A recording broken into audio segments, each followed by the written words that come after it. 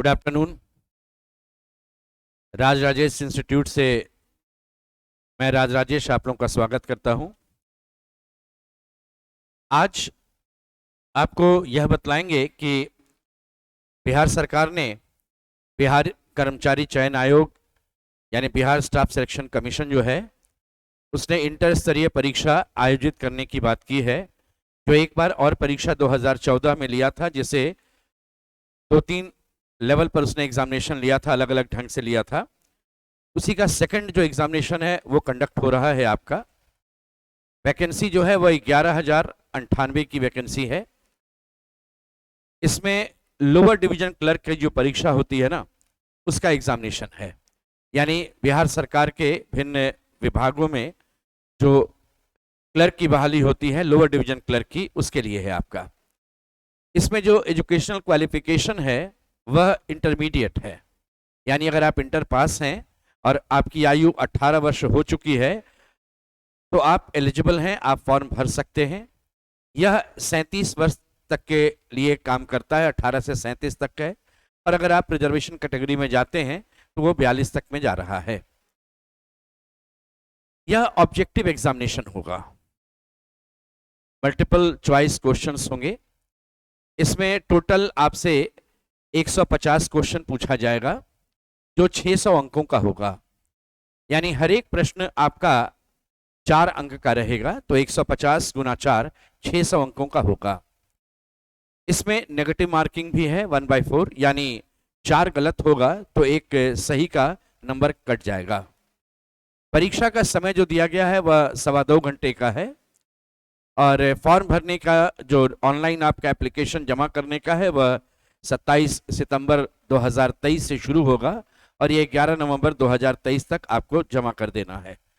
सिर्फ ऑनलाइन ही आप कर्मचारी चयन आयोग के वेबसाइट पर जाकर के और वहां पर आप फॉर्म भर सकते हैं।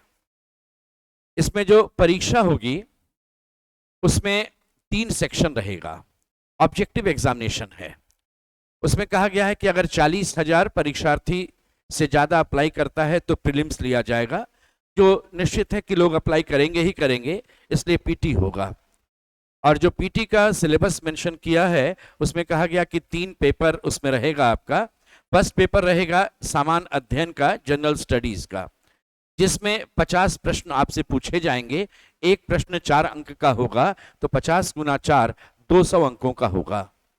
जो दूसरा सेक्शन आपका रहेगा वह सामान्य विज्ञान एवं गणित का होगा, जनरल साइंस और मैथ्स का। इसमें भी आपसे 50 प्रश्न पूछे जाएंगे और 50 गुना 4 200 अंकों का यह भी रहेगा। जो तीसरा आपका रहेगा वह comprehension, logic, reasoning, mental ability, यानी मानसिक क्षमता की जांच, जिसे आम भाषा में आप रीजनिंग कहते हैं, उस पर प्रश्न आपसे पूछा जाएगा। इसमें भी 50 प्रश्न होंगे और हर एक प्रश्न 4 अंकों का, तो 50 गुना 4 200 अंकों का यह भी आपका एग्जामिनेशन रहेगा।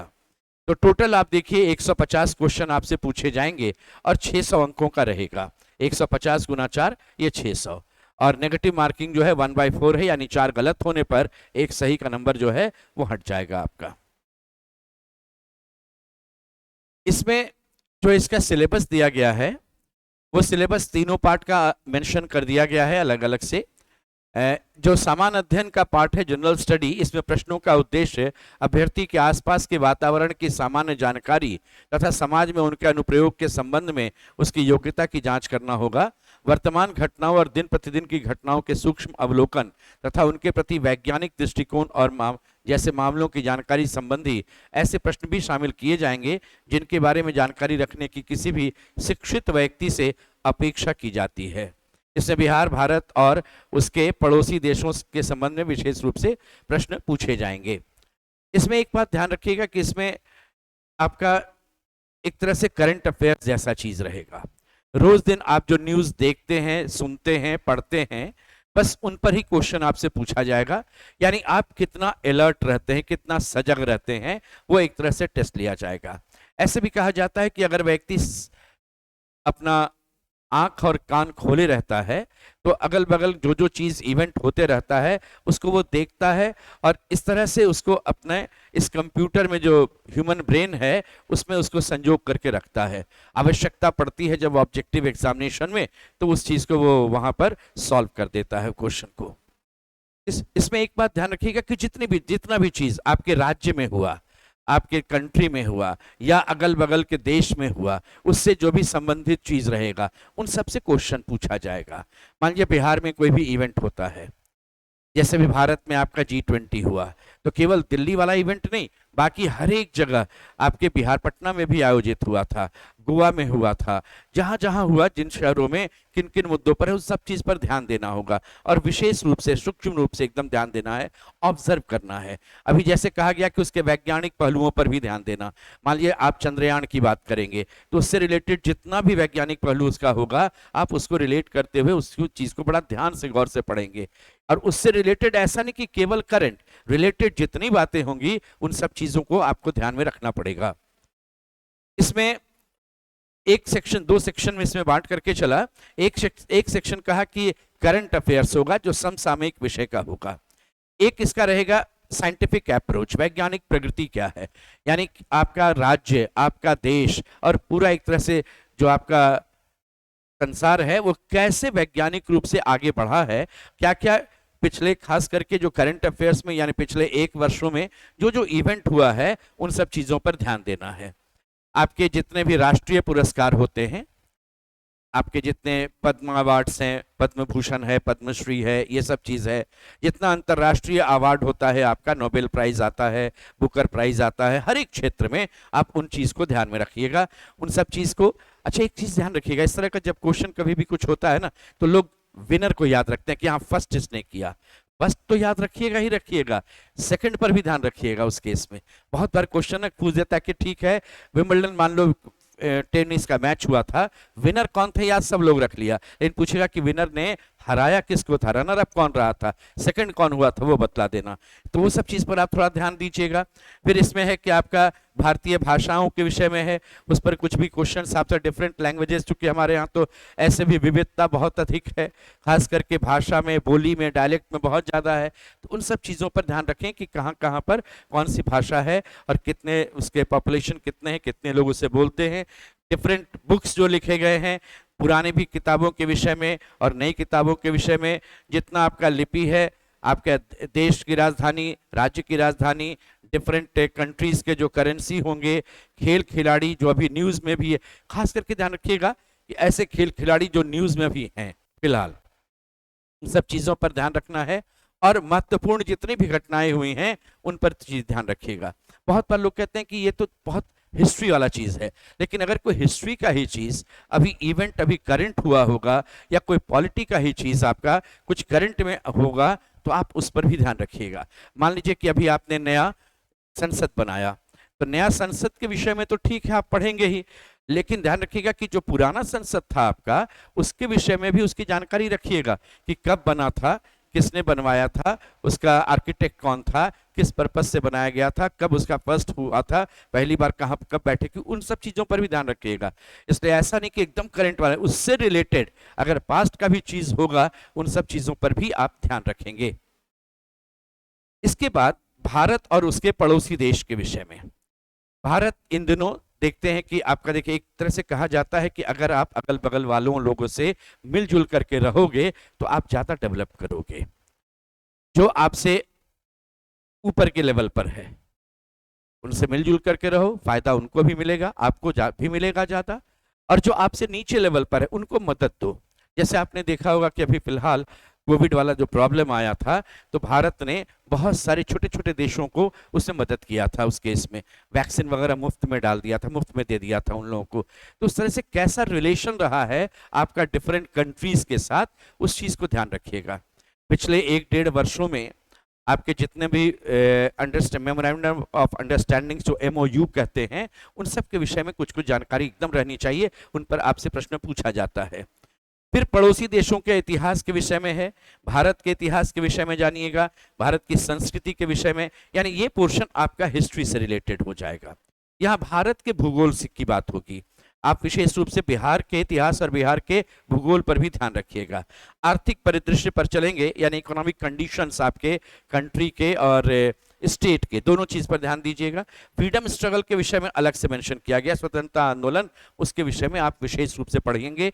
भारतीय कृषि तथा प्राकृतिक जितने भी संसाधनों के प्रमुख विशेषताएं हैं भारत में ऐसे भी कहा जाता है कि आपका नेचुरल रिसोर्सेज बहुत ज़्यादा है, तो डिफरेंट रिसोर्सेज है, उसको कैसे हम लोग यूटिलाइज करते हैं, कहाँ कहाँ पर है, किस क्षेत्र में है और कैसे यूटिलाइज करना चाहिए, ये सब चीज़ पर ध्यान देंगे। और यहाँ से आपका पॉलिटी शुरू हो जाएगा, भारत का संविधान और राज्य व्यवस्था, देश की राजनीतिक प्रणाली कैसी है, पंचायती राज क्या है, सामुदायिक विकास होगा, पंचवर्षीय योजनाओं की बात करेंगे और राष्ट्रीय आंदोलन में बिहार का कितना योगदान है। कहा जाता है ना कि कभी भी देश में, आप चाहे हिस्ट्री में देख लीजिए, हिस्ट्री से पुराने देख, कि जब भी परिवर्तन आता है देश में, शुरुआत बिहार से ही होता है। चाहे वह चंपारण सत्याग्रह हो, चाहे जेपी आंदोलन हो, कहीं भी देखिएगा कि कोई भी परिवर्तन होता है तो शुरुआत जो है वह आपके बिहार से ही मिलेगा। तो उन सब चीजों पर ना थोड़ा विशेष रूप से ध्यान रखिएगा, इस पर आपके क्वेश्चंस मिलेंगे। और ये ध्यान रखिएगा, फर्स्ट पेपर जो है 50 क्वेश्चंस का इनसे रिलेटेड, जिसमें आप देखें तो कौन कौन सा पोर्शन आप पढ़ेंगे, हिस्ट्री पढ़ेंगे, पॉलिटी पढ़ेंगे, इकोनॉमी पढ़ेंगे, उसके अलावा आप करंट अफेयर्स जाएंगे और इंटरनेशनल रिलेशंस पर जाएंगे। ये सारा चीज आपका होगा जो आप फर्स्ट पेपर जनरल स्टडी में पढ़ेंगे।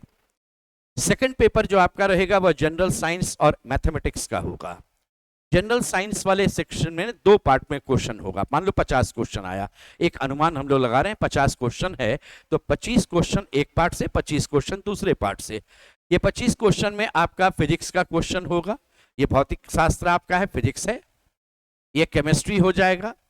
तो इसमें ना सिंपल, आप जैसे क्लास 8 में, क्लास 9 में, इन सब में जो पढ़ते हैं ना फिजिक्स केमिस्ट्री, वो सब चीज रहेगा। और इसमें थोड़ा सा थ्योरेटिकल भी आपको पढ़ना पड़ेगा और थोड़ा उसका एप्लीकेशंस पर भी चलना पड़ेगा। आपके लाइफ साइंसेज यानी बॉटनी और जूलॉजी पर भी थोड़ा ध्यान दीजिएगा, बायोलॉजी जिसे आप बोलते हैं। और ये भूगोल यहाँ जो मेंशन सिलेबस में किया है ना, वो एनवायरमेंटल साइंस की बात है। आपका जो फिजिकल ज्योग्राफी, इंडियन ज्योग्राफी या आपके बिहार का फिजिकल ज्योग्राफी, वो फर्स्ट पेपर में तो पूछ देगा। आपका जो एनवायरमेंटल साइंस की बात करेगा ना, पर्यावरण की बात करना है, पोल्यूशन की बात करनी है, ये सब जितना भी चीज होगा वो इस पेपर में, इस सेक्शन में आपको नजर आएगा एनवायरमेंटल साइंस में। तो ये पोर्शन जो है वो आपका बायोलॉजी आ जाएगा और ये पोर्शन जो है वो आपका एनवायरमेंटल साइंस आ जाएगा।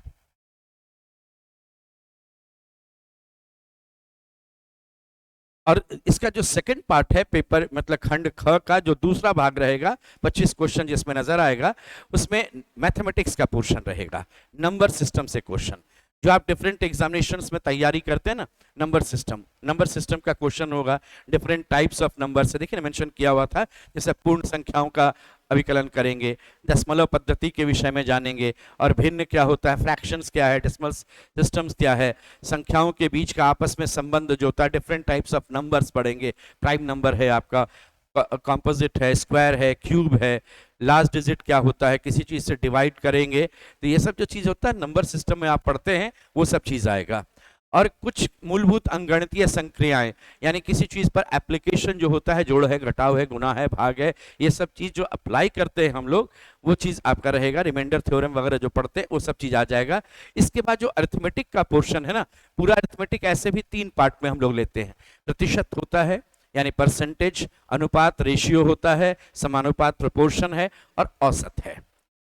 इस पर 2-3 चैप्टर को विशेष रूप से कर दिया, जैसे ब्याज, लाभ और हानि, ये दोनों आपका जो है प्रतिशत पर आधारित है, परसेंटेज पर बेस्ड आपका है। Simple interest, compound interest, profit and loss, ये सब परसेंटेज पर बेस्ड है। अगर आप अनुपात समानुपात की बात करेंगे तो डायरेक्ट अनुपात समानुपात का भी क्वेश्चन नजर आएगा इसमें। इसके अलावा आपका टाइम एंड वर्क का क्वेश्चन जो होगा वो नजर आ जाएगा इस केस में। अनुपात इस यहाँ पर आपका, फिर पानी और ये टंकी और नल वाला जो क्वेश्चन होता है वो नजर आ जाएगा अनुपात समानुपात में। फिर आपका पार्टनरशिप का क्वेश्चन जो दिखता है उसे, यानी कुछ चैप्टर्स हैं उसमें जो आपके अनुपात समानुपात में दिखाई देंगे। और एवरेज में एज वाला क्वेश्चन दिख जाएगा, यहाँ डिस्टेंस, स्पीड और टाइम का क्वेश्चन दिखेगा, नाव और धारा वाला क्वेश्चन रहेगा, ट्रेन का क्वेश्चन होगा। ये सब औसत के तहत आप जानिएगा। और ये ब्याज यानी सिंपल कंपाउंड इंटरेस्ट और ये प्रॉफिट एंड लॉस अलग से विशेष रूप से दिया हुआ है। तो इतना सारा चीज होगा जो आप मैथमेटिक्स सेक्शन में पढ़ेंगे। और तीसरा सेक्शन जो है वह मानसिक क्षमता जांच, यानी comprehension, logic, reasoning, mental ability, इन सभी शब्दों का एक साथ प्रयोग किया गया। इसमें जो आपसे प्रश्न पूछा जाएगा वो शाब्दिक यानी वर्बल रीजनिंग और गैर शाब्दिक यानी नॉन वर्बल रीजनिंग। तो वर्बल रीजनिंग और नॉन वर्बल रीजनिंग दोनों से क्वेश्चन इसमें रहेगा। इसमें ज्यादातर देखिए जो क्वेश्चन आपसे पूछे जाएंगे ना, वह एनालॉजी का क्वेश्चन होगा, क्लासिफिकेशन का क्वेश्चन होगा, विजुअलाइजेशन का क्वेश्चन होगा। जैसे क्यूब एंड डाइस में मान लीजिए घन का एक व्यू दे दिया, उसमें 3 सतह नजर आता है, नीचे के सतह में क्या होगा, एक और व्यू दे देगा और फिर कहेगा बतलाओ, विजुअलाइज करो क्या हो सकता है। तो उस चीज में किसी चीज का विजुअलाइजेशन करना। फिर कोई प्रॉब्लम सॉल्विंग, समस्या समाधान करना, ये रहता है प्रॉब्लम सॉल्विंग, जिसे पजल्स कहते हैं आम भाषा में। आपको कह देगा कि 8 व्यक्ति एक पंक्ति में बैठा है, मोहन के दाहिने तीसरे स्थान पर गोपाल है, जिसके ठीक बाएं दूसरे स्थान पर पंकज है। ऐसे करते रहेगा, फिर सॉल्व करके बतलाओ सबसे दाहिने छोर पर कौन बैठा है, बायां छोर पर कौन बैठा है, ये सब चीज बतला देना। उसी में आपका ब्लड रिलेशन का भी क्वेश्चन आएगा, किसी चीज को एनालाइज करना, ये होगा। ये दृश्य स्मृति है, ये फिर आपका कहा ना कि वर्बल नॉन वर्बल दोनों चीज आपका मेंशन किया हुआ है इसमें। यहाँ पर डिफरेंस निकालना यानी क्लासिफिकेशन करना, विजुअलाइजेशन करना, संबंध अवधारणा यानी रिलेशनशिप निकालना। वो रिलेशनशिप संख्या का भी हो सकता है, जिसे आप नंबर एनालॉजी कहते हैं, शब्दों का भी हो सकता है, और रक्त संबंध वाला प्रश्न भी यहाँ पर दिख जाएगा। अंकगणितीय तर्क शक्ति, इस केस में बहुत बार सिंबॉलिक रहता है कि मान लीजिए कि प्लस की जगह माइनस कर दें, माइनस की जगह गुना कर दें, एक इक्वेशन लिख देगा, कहेगा कि इन चिन्हों को अगर बदल देते हैं तो उसका परिणाम क्या होता है, ये बतला देना।